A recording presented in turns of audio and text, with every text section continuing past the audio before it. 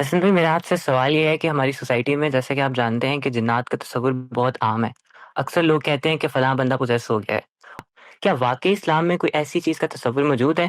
کیا کوئی ایسی چیز موجود ہے جس کو میں دیکھ نہیں سکتا اور وہ مجھے نقصان پہنچا سکتی؟ جی، اللہ شکریہ۔ تعالیٰ نے اپنی کتاب میں ہمیں یہ بتایا ہے کہ انسان کو جتنا علم دیا گیا ہے اسی کے لحاظ سے اس کو گفتگو کرنی چاہیے۔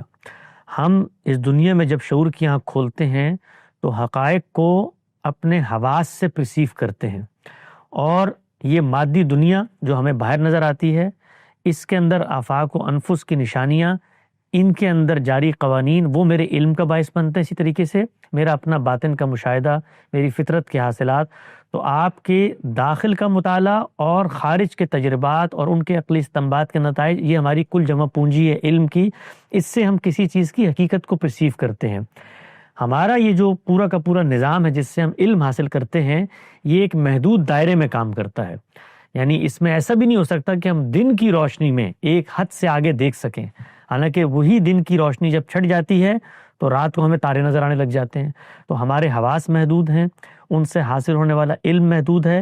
چنانچہ دین ہمیں یہ ہدایت کرتا ہے کہ جو تمہیں علم ملے اس کے بارے میں دعویٰ کرو، اور جس چیز کے بارے میں تمہیں علم نہیں ہے تو اس کے بارے میں اپنے خیالات کے گھوڑے دوڑانے سے باز رہو۔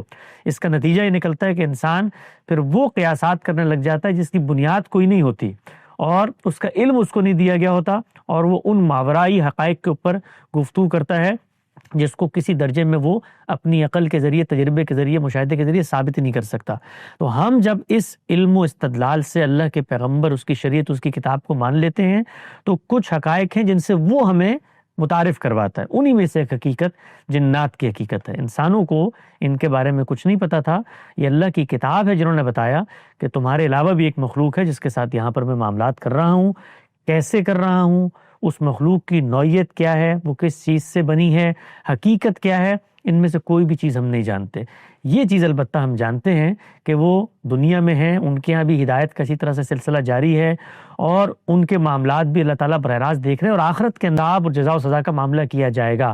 ساتھ ساتھ قرآن مجید نے یہ بھی بتا دیا کہ جو شیطنت کی صفت ہے یہ صرف انسانوں کو لاحق نہیں ہوتی، یہ جنات کو بھی لاحق ہوتی ہے۔ چنانچہ اس دنیا کے اندر راہ سے بھٹکانے کا عمل جس طرح انسانوں کے لیے کرتے ہیں، اس طرح جنات بھی کرتے ہیں، تو ان سے بھی پناہ مانگنے کی دعا ہمیں سکھائی گئی ہے۔ آپ آخر میں پڑھتے ہیں معوذتین کے اندر جو دعائیں آئی ہیں، تو من الجنتی والناس، یعنی اس شیطنت سے اللہ تعالیٰ ہمیں محفوظ رکھے جو جنات میں بھی ہوتی ہے، انسانوں میں بھی ہوتی ہے۔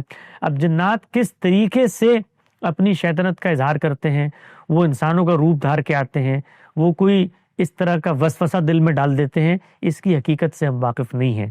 جب ہم حقیقت سے واقف نہیں ہیں تو بس ہمیں اتنی بات کرنی چاہیے کہ ان کا وجود برحق ہے، قرآن مجید نے بتا دیا ہے، اور یہ دنیا کے اندر تصرفات میں بھی معمور ہیں، مشغول ہیں، اور ان کے اندر بھی صالح بھی ہیں، بد لوگ بھی جیسے انسانوں میں ہوتے ہیں۔ چنانچہ ہم نے اپنے ارادے اور اختیار سے اپنا تحفظ کرنا۔